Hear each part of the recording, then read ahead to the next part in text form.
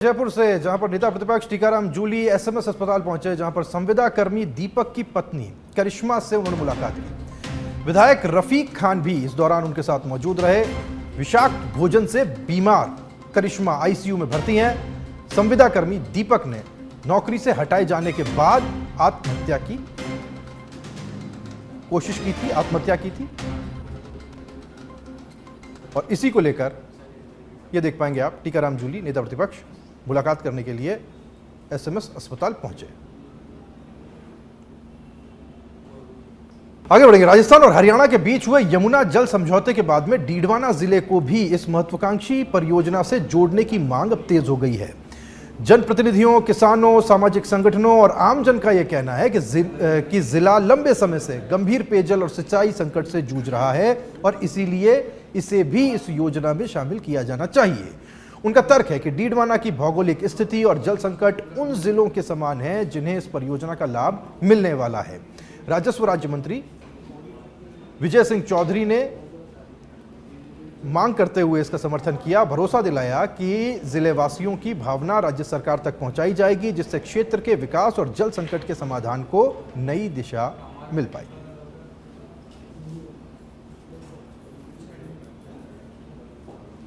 हम पहले तो मुख्यमंत्री जी को धन्यवाद देते हैं कि यमुना जल समझौता किया, राजस्थान के लिए 3 जिलों के लिए बहुत फायदेमंद है। इसके अलावा राजस्थान में ये डीडवाना कुचामन मध्य पड़ते हैं, यहाँ का जल स्तर बहुत नीचे चला गया है, पानी की बहुत भारी समस्या है। तो अगर इस जिले को भी डीडवाना कुचामन को भी जोड़ दिया जाए चूरू के साथ में, तो डीडवाना कुचामन के किसानों को भी बहुत ज्यादा। और हमारे देश के यशस्वी प्रधानमंत्री जी, राजस्थान के मुख्यमंत्री जी और हरियाणा के मुख्यमंत्री जी मिलकर के ये समझौता किया है। हमारे राजस्थान के 3 जिलों का बहुत अच्छा भला होगा, अच्छी खेती करेंगे। इसी के साथ हमारे डीडवाना कुचामन जिले को भी जोड़ते तो यहाँ के किसानों को भी बहुत फायदा होता। यहाँ से 30 किलोमीटर दूर सीकर जिले का वो लोसल है, चूरू का यहाँ से 40 किलोमीटर सुजानगढ़ है, कोई ज़्यादा दूरी नहीं है। 3 की बजाय इन 4 जिलों को जोड़ते तो यहाँ के डीडवाना कुचामन जिले के लोगों को आसानी से खेती में आराम मिलता, अच्छा फसल पैदा करते और फायदा होता लोगों का। हम मुख्यमंत्री जी से यही मांग करते हैं कि 3 की बजाय 4 जिलों को जोड़ो तो हमारे डीडवाना कुचामन जिले के लिए पूरा प्रयास करेंगे मुख्यमंत्री जी से मिलकर कि भाई डीडवाना कुचामन जिले को भी इस यमुना जल परियोजना का पानी मिले, ताकि हमारी जो पानी की समस्या वो दूर हो। डीडवाना कुचामन जिले के लिए ईआरसीपी में जिस तरह से ईआरसीपी को बढ़ाकर उसके क्षेत्र को बढ़ाया गया, उसी प्रकार हमारे माननीय मुख्यमंत्री जी जो संवेदनशील मुख्यमंत्री हैं, हमारे डीडवाना कुचामन जिले का प्रस्ताव भी हम उनके सामने लेके जाएंगे कि यमुना जल समझौते से हमारे जिले को भी लाभ मिले। ऐसा भी हम सब लोग मिलकर प्रयास करेंगे, आपके माध्यम से भी प्रयास करेंगे। और निश्चित रूप से अभी जो समझौता हुआ है वो दोनों राज्यों के मुख्यमंत्रियों के माननीय अमित शाह जी की मध्यस्थता से हुआ है, तो निश्चित रूप से लाभकारी रहेगा। और आगे भी इस योजना में अगर जरूरत पड़ी हमारे जिले को शामिल करने के हम प्रयास करेंगे और ऐसा विश्वास भी करेंगे कि जरूर इस योजना में हमें भी लाभ मिले। डीडवाना में राजकीय विद्यालयों के जर्जर भवनों की मरम्मत और विद्यार्थियों की सुरक्षा को लेकर जिला कलेक्टर अवधेश मीणा की अध्यक्षता में कलेक्ट्रेट सभागार में समीक्षा बैठक आयोजित की गई और बैठक में मुख्य सचिव की अध्यक्षता में होने वाली वीडियो कॉन्फ्रेंसिंग की तैयारियां भी और इसे लेकर के भी समीक्षा की गई। इस दौरान स्कूल भवनों के मौका निरीक्षण की रिपोर्ट, सुरक्षा प्रमाण पत्रों की जांच, जर्जर भवनों की मरम्मत और निर्माण कार्यों की प्रगति पर चर्चा की गई। असुरक्षित भवनों के स्थान पर विद्यार्थियों के लिए वैकल्पिक शैक्षणिक व्यवस्था सुनिश्चित करने और वर्षा ऋतु से पहले स्कूलों की छतों की साफ सफाई, जल निकासी और सुरक्षा व्यवस्थाएं पुख्ता करने के निर्देश दिए गए। बैठक में पीएम श्री राजकीय विद्यालयों की शैक्षणिक और सुरक्षा व्यवस्थाओं की भी समीक्षा की गई। इसमें अतिरिक्त जिला कलेक्टर, सार्वजनिक निर्माण विभाग और शिक्षा विभाग के अधिकारी सहित जिले के सभी उपखंड अधिकारी, ब्लॉक शिक्षा अधिकारी और पीडब्ल्यूडी के अधिकारी वीडियो कॉन्फ्रेंसिंग के जरिए शामिल हुए। पाली के सोजत से बड़ी खबर है, जहां पर नेशनल हाईवे 162 नागाबेरी सरहद पर दूध से भरे हुए एक टैंकर और ट्रेलर में यहां भिड़ंत हो गई और हादसे में एक राहगीर की मौत हो गई, जबकि ट्रेलर चालक घायल हो गया। सूचना के बाद पुलिस मौके पर पहुंची और हाईवे पर लगे हुए जैम को खुलवाया। पुलिस ने कार्रवाई करते हुए शव को पोस्टमार्टम के लिए सोजत के राजकीय अस्पताल की मोर्चरी में रखवा दिया है, जबकि दुर्घटना में घायल हुए ट्रेलर चालक का उपचार जारी है।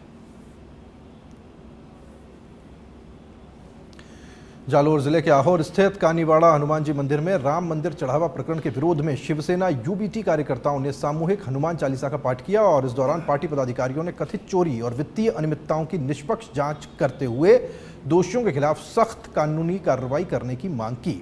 शिवसेना जिला प्रमुख रूपराज पुरोहित ने कहा कि राम मंदिर करोड़ों श्रद्धालुओं की आस्था का केंद्र है और चढ़ावे में किसी भी प्रकार की अनियमितता गंभीर विषय है। उन्होंने मंदिर प्रबंधन में पारदर्शिता, नियमित ऑडिट और सुरक्षा व्यवस्था मजबूत करने की मांग की। कार्यक्रम में बड़ी संख्या में पार्टी पदाधिकारी और कार्यकर्ता मौजूद रहे।